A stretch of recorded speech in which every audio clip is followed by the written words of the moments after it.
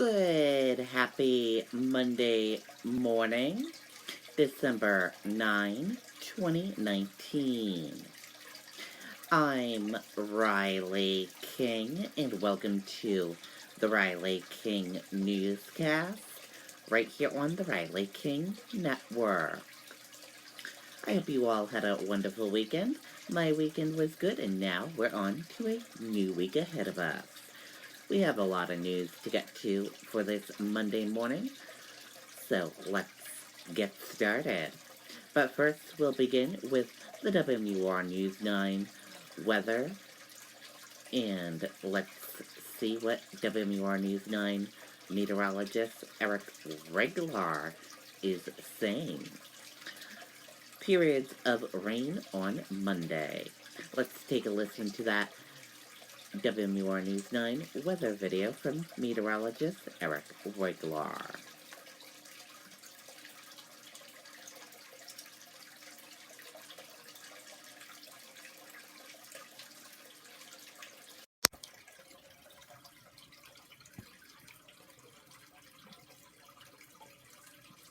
Strict attention to detail.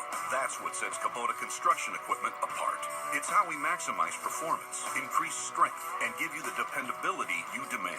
We engineer our equipment precisely at every level. It's what makes us a leader. Now, write it off the lot, write it off your taxes with a Section 179 tax deduction. Thanks for clicking on WMUR.com. I'm meteorologist Eric Weglars. We've had a lot of sunshine, at least for most spots across New Hampshire this afternoon, and even a few light snow showers grazing parts of far northern Coas County. That's the weak clipper we've been expecting to move through the last 24 hours. That clears through tonight. The clouds will continue to thicken up, and you'll notice our next storm system is taking shape across parts of Missouri, Arkansas, and the southern plains. So that will arrive tomorrow, and the rain will arrive with it in the afternoon. Now, it does get warm, too, spring-like warmth through Tuesday, and behind it turns colder for the second half of next week. So here's the look at Futurecast as we step things through overnight tonight and we stop it early tomorrow morning. I think we'll find a few light snow and even some freezing rain pockets across parts of the Lakes region, points north to the Canadian border as we go into early Monday morning. Notice the blues and the pinks still hanging around, but the rain is already creeping in as temperatures cruise above 30 and into the 40s. So any areas of freezing drizzle will be minimal. They will give way to rain in the afternoon. And look at how warm we are, already into the 50s. As we go through the second half of the day, the yellows are telling us some steadier rain moves through. And then the brief drying occurs as we go into early Tuesday morning. So there will be some pockets of sunshine, I think, initially on Tuesday before more showers creep through in the afternoon and the evening. So when we add up all the rain, both Monday and Tuesday, notice between 3/4 of an inch and close to an inch across far southern New Hampshire. We're not talking about a washout by any means, and there's not a ton of water in the snowpack as it stands. So I think flood concerns, at least in southern New Hampshire, are slim to none. There will be some ponding of water on roadways, and the weight of the snowpack will not be substantial. That's good news as well. Tonight, temperatures fall to the middle and upper 20s, close to 30 along the seacoast. Again, more clouds than clearing. And for tomorrow, we're up into the 40s and the 50s. Rain across southeastern New Hampshire. Same case in the Monadnock Hills. Temperatures in the upper 40s. I think it'll be a little bit cooler north in the Lakes region, 41 in Center Harbor, 43 in Haverhill. It will be very foggy as well when it's not raining.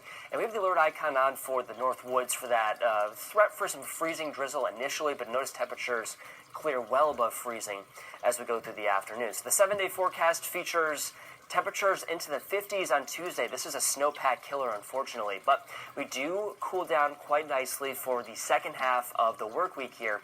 Once we clear any light snow out, initially on Wednesday, we get plenty of sunshine. Thursday and again on Friday, temperatures will hold in the 20s and the 30s, a far cry from the 50s that we see the next couple of days. And another warm-up is likely for the end of the weekend.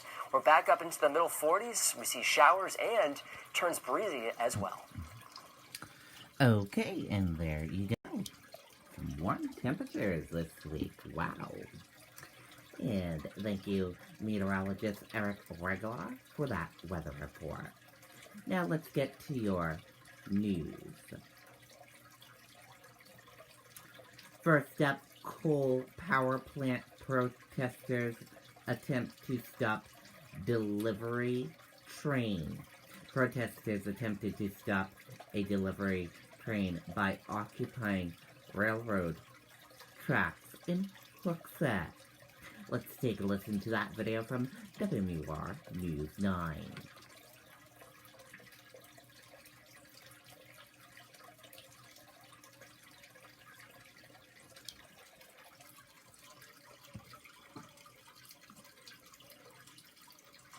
We feel that if a customer wants their product and they're ambitious and they want to do it today, if we have it here in stock, we have the people, the trucking, and why put off till tomorrow what you can do today? Visit us at powellstone.com. 10 people arrested by the Boston and Maine Railroad Police Department on criminal trespassing charges as they tried to block a train carrying a shipment of coal. We're here today because the climate crisis is happening right now.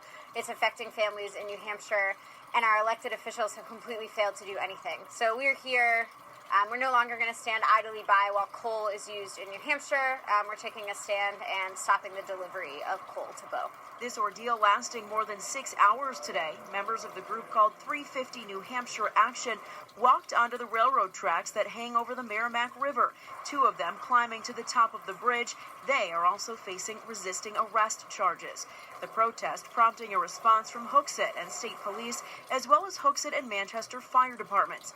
Rescue boats were launched in the water in case anyone fell into the river below. State police say this was a very dangerous situation for protesters and first responders. We did try to talk to them and encourage them to come down for their own safety, obviously with the water down below, and yet they would not do that. So we give a great deal of credit to the firefighters who went up there, risked their own lives and safety. Today's demonstration was part of a larger movement that has been attempting to block this particular train across several states, including Massachusetts. Granite Shore Power runs Merrimack Station. The company could not be reached for comment today, but it recently told News 9 that the plant is an important part of the local economy and has drastically decreased carbon emissions, only running a fraction of the amount it used to. Okay, and there you go on that video and that report.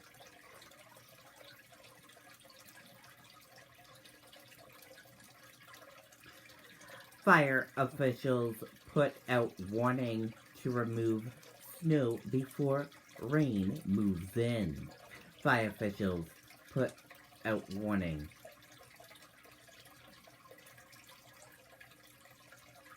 Let's take a listen to that video from WMUR News 9.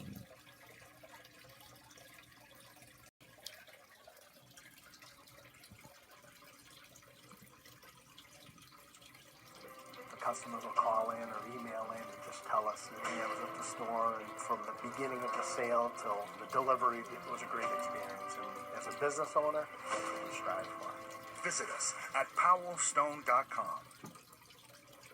Well, Sharice, a lot of neighborhoods across New Hampshire look like this one here in Manchester, still covered in a lot of snow, and state officials say that, mixed in with heavy rain, can cause some problems. If the water doesn't have any place to go, it'll find a place to go. And we're expecting a lot of it over the next 24 hours. Warm temps are moving in and bringing heavy rain. All of this on top of the several inches of snow left behind by last week's storm. If that snow is still on the roof and they get a lot of rain in the next day or two, it's certainly concerning, and we'd ask people to take a look at their roof. New Hampshire Fire Marshal Paul Parisi is asking Granite Staters to be proactive to prevent flooding on the roads and in their homes. If you can shovel out or snow blow out the storm drain, at least the water will go down where it's supposed to be instead of finding its way into basements or ponding on the road or that kind of thing. But it's not just the storm drains that need to be cleared. Roofs also need a cleaning to keep ice dams from forming. Water will back up underneath the shingles, and that could create mold, and it can cause, obviously, water to leak inside the house. It's very important that he gets down to the shingles. Mark Boutin of Mr. B's Roofing says it's been a busy week of answering requests to remove the white stuff from local roofs. There's a good 1.5 feet of snow up here. You know, in some spots, much more. So if it rains, you know, that's when we start to get collapses and things like that. But if it's a task too difficult to handle yourself, Boutin says leave it to the professionals. The professional knows what to look for in damage on shingles, how far to go down, how much to break the ice dams. And officials also adding this compacted wet snow that we have here in a lot of cities and towns can be 6 times heavier than the nice, light, fluffy stuff. Really, all the more reason to get rid of it if you can. Reporting live in Manchester, I'm Tim Callery, WMUR News. Okay, there you go on that video and that report.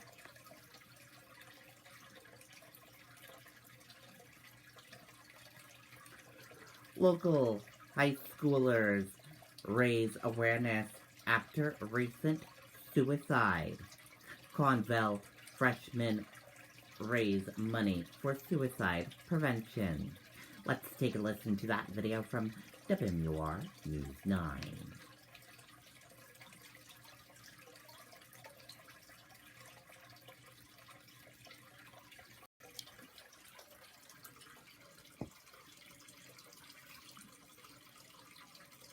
Chappell Tractor has been in our family since 1955, when great-grandfather Pearlie and our grandfather George decided to sell tractors out of their barn, with a work ethic geared towards customer satisfaction and loyalty. A lot has changed since then, but we still have a commitment to treating our customers like family. At Chappell Tractor, we have the experience to get the job done right, with locations in Milford, Brentwood, and Concord, New Hampshire. We provide customers with the highest quality equipment from the most trusted brands. Go to chappelltractor.com or stop in for a visit. In tonight's Project Community, 2 teens are making a big impact in their town. They're raising money and awareness for suicide prevention after tragedy struck their school district. On a brisk afternoon, the reason for this run and the 2 14-year-olds behind it will warm your heart. We'd like to say thank you to the people who helped us make this happen. Callie Bovair and Abby Shumway are just freshmen at Conval Regional High School. So we want to spread awareness about the cause and try to help as much as we can. Earlier this fall, school officials say a student at a different school in the district died by suicide. Bovair and Shumway felt they could make a difference, so they organized Sunday's Break the Silence 5K. Our community was going through some tough times, and we decided that we could do something to help. It's really important to spread awareness, even if it's just a little thing, and talking to people and doing this, I think it's really important. Every penny collected will benefit the American Foundation for Suicide Prevention. The teens also had a bake sale, a raffle, and passed out yellow ribbons. I'm really proud of how they decided to step up and do something, because it's great to see kids being activists. It makes me feel like, that there's a future for us here. They're showing the way for their peers to help out and to get active and involved in these things. So, it just takes a couple people to get involved. Through raising awareness and spreading love, these young and incredibly bright girls are hoping others will relate to their message. If someone you know is struggling, or if you see someone struggling, talk to them and make sure that you're there for them, make sure they know that. They're already making an impact. About 70 people made donations, and more than $1,000 were raised today. Okay, and there you go on that video and that report.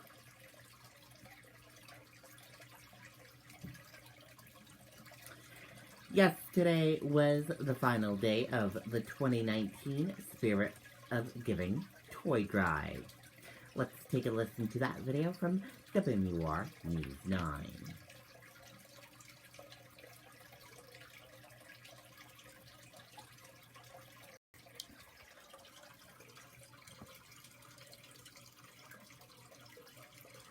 Chappell Tractor has been in our family since 1955, when great-grandfather Pearlie and our grandfather George decided to sell tractors out of their barn, with a work ethic geared towards customer satisfaction and loyalty.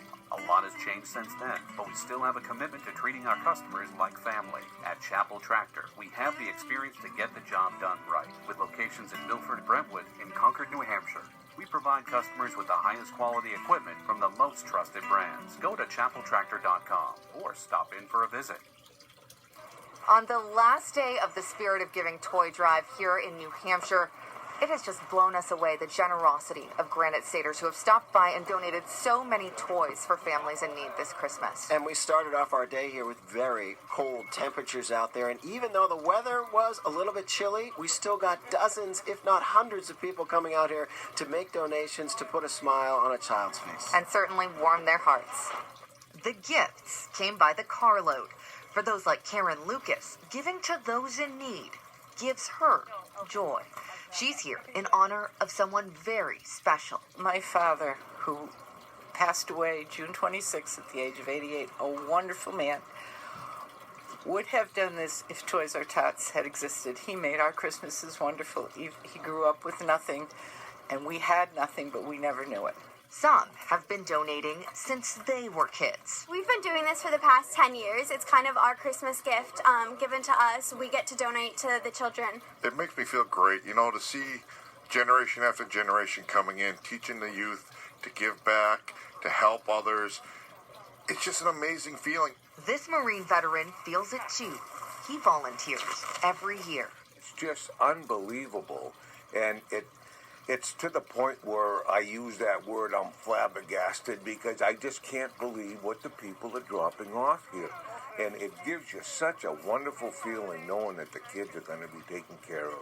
From bikes to electronics, there's something to fill every child's wish list. The New Hampshire Towing Association helped make sure of it. They filled more than 12 shopping carts. To be able to give is fantastic.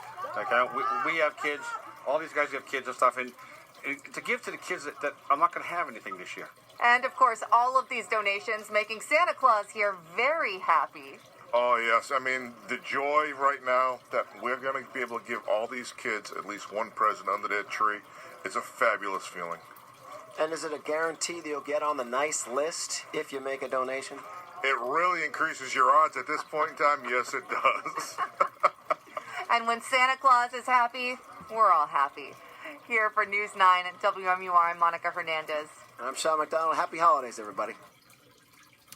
Okay, and there you go on that video and that report. And on Saturday evening, I donated some toys for the toy drive, and I saw the WMUR News 9 news truck.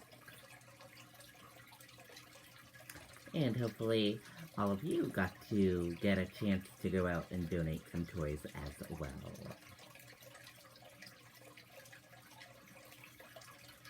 SUV falls through ice in Concord. SUV driven onto pond in Concord falls through ice. Fire officials in Concord say an SUV that fell through the ice on Tuttletown Pond has been removed. Police said the vehicle was driven onto the pond just before 8 a.m. People with the New Hampshire Department of Environmental Services are on scene assessing any possible fuel or oil spills. Concord police said the owner of the Jeep was apparently headed out to go ice fishing. Police also said no one was hurt.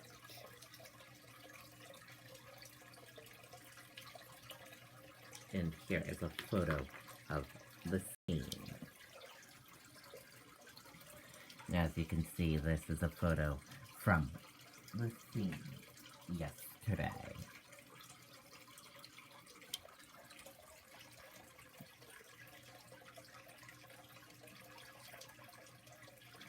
John Kerry joins Joe Biden on campaign trail in New Hampshire. Kerry campaigns with Joe Biden in New Hampshire. Let's take a listen to that video from WMUR News 9, Adam Sexton.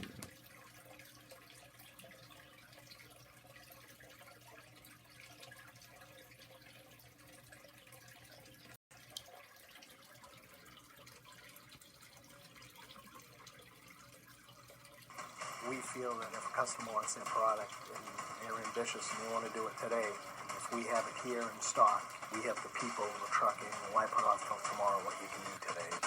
Visit us at powellstone.com. Almost 80 combined years of Washington experience took the stage in Nashua Sunday as John Kerry, former senator, secretary of state, and the 2004 Democratic nominee for president, endorsed Joe Biden in the 2020 primary. It means a lot. He's been a great friend, and we've worked together very closely for a long, long time. Kerry believes Biden provides the advantage of being able to almost instantly strengthen American alliances. Well, on day one, there isn't a leader of NATO who doesn't know Joe Biden. So there's no building trust. There's no searching for what the positions may be. There's no element of possibility for doubt about what Joe says he's going to do. As the impeachment inquiry moves forward in Washington, even though Biden was the president's political target in the Ukraine scandal, the former VP says he won't testify on Capitol Hill. He wants to divert attention. There's only one thing. Should he be impeached? He's impeached himself. In the president's approach to Biden, Secretary Kerry sees parallels to the Swift boat attacks that helped sink his White House bid. Unfortunately, the modern Republican Party, not the one we respected and worked with very closely, throws mud out in every way possible. Look at what they did with Benghazi. Look what they did with the emails. Joe Biden has been one of the frontrunners here from the time he got into the race. But as we hit the primary homestretch, his crowd sizes are lagging behind other top-tier candidates. Senator Harris drew big crowds, too, and she's no longer in the race. So don't be fooled by crowd size. In Nashua, Adam Sexton, WMUR News 9. Okay, and there you go on that video and that report. And let's take a look at your 2020 New Hampshire candidate tracker for today, December 9th, 2019. We have 2 candidates in New Hampshire today. The first candidate, John Delaney. He has 3 events today in New Hampshire. His first event at Concord High School in Concord, New Hampshire at 8:30 a.m. His second event, taco meet and greet at La Coretta in Ashland, New Hampshire at 1 p.m. And his third event, meet and greet at Northland Dairy Bar in Berlin, New Hampshire at 5 p.m. And the second candidate in New Hampshire is Kelsey Gabbard. She has 2 events today in New Hampshire. Her first event, Nashua Rotary Club event in Nashua, New Hampshire at 12 p.m. And her second event, Town Hall at the Arbor Restaurant in Nashua, New Hampshire at 6 p.m. Those are the 2 candidates in New Hampshire today.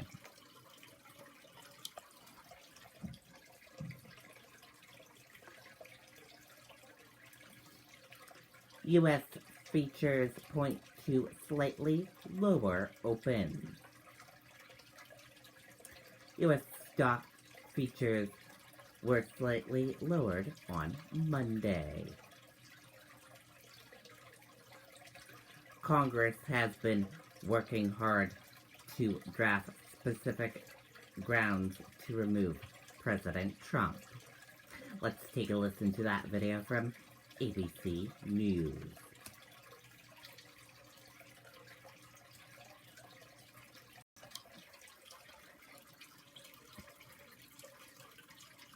Now to the next phase in the impeachment showdown, with House Democrats set to present evidence in their case against the president at a judiciary hearing tomorrow morning. Evidence they say shows a rock-solid case, but Republicans aren't backing down. ABC's David Wright is at the White House. On the eve of historic impeachment hearings, Congress has been burning the midnight oil. We have to act now. You can't wait for the next election because he's trying to interfere with the next election. The House Judiciary Committee is now charged with drafting specific grounds to remove President Trump. The president leaves us no choice. Describing impeachment as the Constitution's final answer to a president who mistakes himself for a monarch, they plan to present evidence Trump acted in a way that betrays our national security and corrupts our elections using a foreign power. They also say the Ukraine episode is part of a repeated pattern. Nobody wants to, put the kitchen sink, as you called it, into these articles. We are very clear we need to be focused. Democrats hope to vote on articles of impeachment as early as this coming week. We have a very rock-solid case. I think the case we have, if presented to a jury, would be a guilty verdict in about 3 minutes flat. The president's allies have been working out how they plan to push back. I don't see a single Republican defecting.